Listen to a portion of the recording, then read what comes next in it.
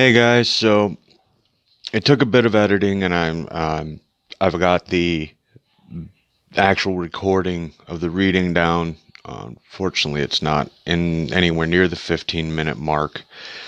So the uploading may be a little difficult here, but this is my greeting to you guys for the new channel. Thank you for watching The Quiet Coyote. Um, the first story does not have a title, and it's a little late for the time that I wanted to have it done, but I had to keep stopping and re-recording, and it took a little bit longer than I would have liked it to get everything down. I also apologize for the light glare that's bouncing off my dome into your faces right now, but I do want to say thank you for all the subscribers, and again, another shout out to Wednesday, who was like really adamant when I first posted up anything about doing this channel to get it done. And thank you again to Stumpy, Andy, for wanting to get this done too. I'm hoping to get many more followers. So this is kind of a Christmas present as well, because the first story I'm doing it's a short story. It's basically just a series of small scenes, and it started as something I didn't finish last year, which I posted at Christmas time a year ago, that I never actually finished. I never finished writing it. It was just a little post. It was done as a kind of a placekeeper for an RPG game that I was running at the time, and it was a means of keeping people interested on the days we couldn't play, and then sometimes it would be weeks between, so I would just do little things like that. But I really like the scene, and I like the interactions in the game between the two characters of Shepard and Lothbrok, which will be explained a little bit more in the actual reading for the story, because I did take the time before doing the recording to actually finish the story. But from here on, once I start, you won't be seeing my ugly mug on here, because I don't really think anybody would just wants to see me staring into a computer screen reading a story to you. So I just did a sound recording, and I'm going to edit it into this, and then it'll play. Eventually, I'm going to have some illustration up, or at least a logo for the channel to have up for something different to look at. Now, the voices and stuff I'm going to try to do to keep things going as they should be.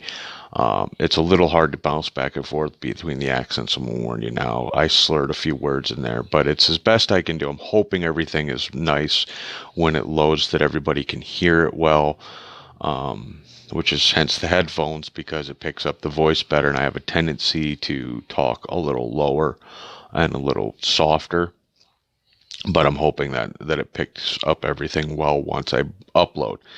At any rate, this is actually a Christmas present to the heathen general. So, without further ado, I'm going to get on with it, and I hope you enjoy.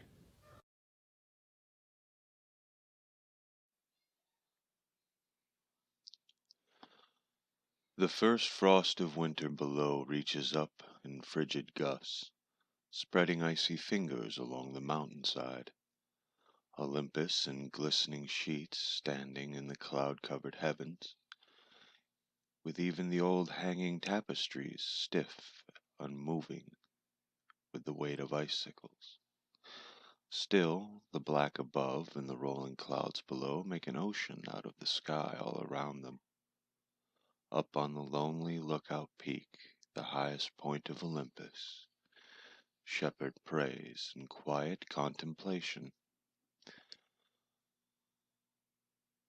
A small arc of flame to warm his old bones away from the others gathered in the warmest of halls, away from what should be festivities full of prayer for those that have the need and ear to hear it, where in the huddled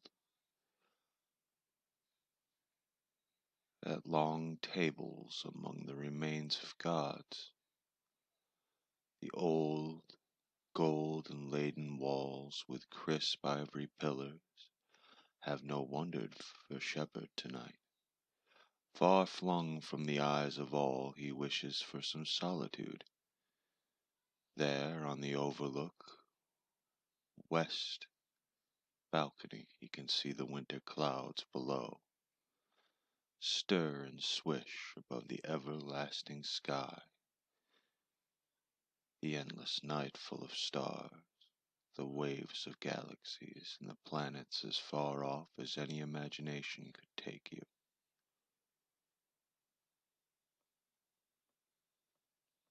Alone, but not for a heated tankard that smells of spices, the man of faith gives his thanks, though often his voice would carry across the face of Olympus.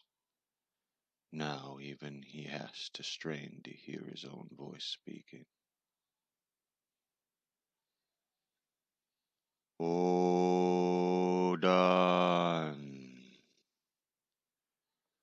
Lothbrok shouts in sudden bellows as to call the very wind which sweeps up carrying sparkling flakes of snow.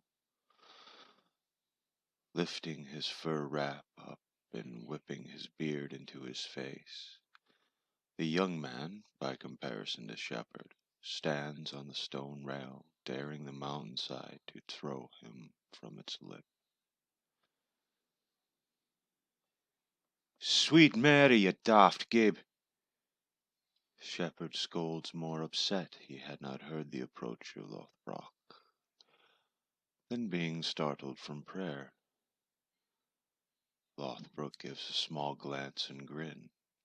He harbors no ill toward Shepherd, though his torments of him are out of some spite of faith.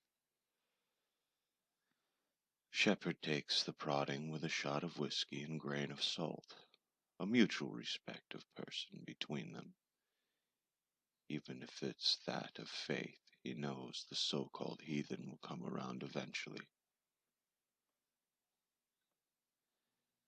Listen, lad, this place speaks volumes if ye learn to shut your fucking trap. Shepherd adds, pulling a brown bottle from his coat, dropping down with a heavy thud as Lothbrok leans against the rail. Oh yeah, it's just screaming. The cocky attitude is met with an H's scotch, which burns his lips and throat, though instantly warming him.